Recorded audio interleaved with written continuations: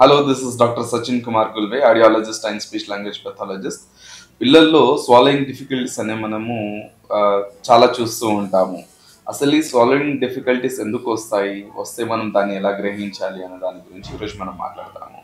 So పిల్లల్లో swallowing difficulties అంటే పిల్లలకి ఎప్పుడైతే టాన్సిల్స్ రావడము, లేదంటే టంగ్ టై రావడము, లేదంటే ఏదైతే నెక్ మజిల్స్ ఉన్నాయి, చీక్ మజిల్స్ ఉన్నాయి, లిప్ మజిల్స్ ఉన్నాయి, ఇవి వీక్గా ఉండడము, లేదంటే టంగ్ ఏదైతే ఉందో దాని మూమెంట్ తక్కువ ఉండడం వల్ల ఈ డిఫికల్టీస్ అనేవి వస్తాయి. దాంతోపాటు ఇంకా ఇసోఫేగస్ అనేది అంటే ఈ లోపల ఇంటర్నల్గా ఉన్న ఆర్గాన్స్ ఏవైతే దాని ఫంక్షన్ సరిగ్గా జరగదో అప్పుడు కూడా మనము ఈ స్వాలోయింగ్ ఇష్యూస్ అనేవి మనం చూస్తూ ఉంటాము. దాంతోపాటు పిల్లల్లో ఎపిలెప్సీ అంటే సిజర్స్ ఉన్నా కూడా, ఫిట్స్ ఉన్నా కూడా ఈ మింగడానికి పిల్లలు చాలా వరకు ఇబ్బంది పడుతూ ఉంటారు. సో చాలా వరకు మనకి ఏదైనా కాజ్ అవుతేనే మనకి ఈ స్వాలోయింగ్ అనేది అంటే మింగడానికి ఏదైనా డిఫికల్టీ అనేది మనం చూడగలుగుతాము.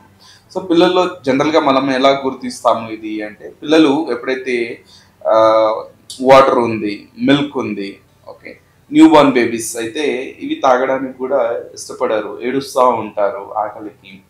అండ్ ఏదైనా తాపించినా కూడా సైడ్ నుంచి బయటికి రావడము, లేదంటే ముక్కు నుండి వచ్చేయడము అనేది జరుగుతూ ఉంటుంది. సో అట్ ద టైం మనం చూడాల్సింది ఏంటంటే టాన్సిలైటిస్ ఏమైనా ఉందా, లేదంటే ఫారింజైటిస్ ఏమైనా ఉందా, లేదంటే టంగ్ మూమెంట్ సరిగా లేదా అనేది మనం చూడాలి. దాంతోపాటు టంగ్ టై ఏమన్నా ఉందా లేదా అనేది కూడా మనం చూడాలి, రైట్. ఇది ఉన్నప్పుడు మనకి పిల్లలు మింగలేరు. సో తిన్నా కూడా ఇంకొకటి టాన్సిలైటిస్ ఉంది అనుకోండి పిల్లల్లో, వీళ్ళు ఏం చేస్తారు అంటే కారం ఉన్న వస్తువులు తినడానికి ఇష్టపడరు ఎక్కువగా. తిన్నా కూడా కొద్దిగా తింటారు అండ్ మింగేటప్పుడు చాలా ఇబ్బంది పడతారు, పెయిన్తో ఇబ్బంది పడతారు మింగడానికి కూడా. So most of the time ఏంటంటే లిక్విడ్స్ కానివ్వండి, juices, for example juices, milk తీసుకోవడానికి ఇష్టపడతారు. ఏదైనా గట్టిది అలాంటిది మింగడానికి చాలా ఇబ్బంది అవుతుంది కాబట్టి వీటిపైన ఎక్కువగా ఆధారపడతారు. ఒకవేళ మీ పిల్లల్లో ఇలాంటి సిమ్టమ్స్ ఏమన్నా ఉన్నాయి అంటే ఫస్ట్ మనం చెక్ చేయాల్సింది ఏంటంటే టాన్సిలైటిస్ ఉందా లేదా, రెండవది ఫారింజైటిస్ ఏమన్నా ఉందా అంటే ఓరల్ ఇన్ఫెక్షన్స్ ఏమైనా ఉన్నాయా లేదా, లేదు అంటే దాంతోపాటు అల్సర్ ఏమైనా ఫామ్ అయిందా, ఓరల్ అల్సర్ ఏమైనా ఫామ్ అయిందా లేదా అనేది కూడా మనం పిల్లల్లో చూడాలి.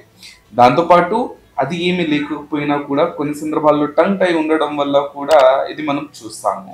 దాంతోపాటు ఏదైతే ఆర్చ్ ఏదైతే ముక్కుల నుంచి రావడం, పాలు కానివ్వండి, నీళ్ళు కానివ్వండి అలా కూడా వస్తుంది అంటే you have to observe that. Then at the same time మనం డాక్టర్ని కంపల్సరీగా ఇక్కడ మనం సంప్రదించాలి. డాక్టర్ ఇచ్చే అడ్వైసెస్ ఏవైతే ఉన్నాయో అవి ఫాలో అవ్వాల్సి ఉంటుంది మనము.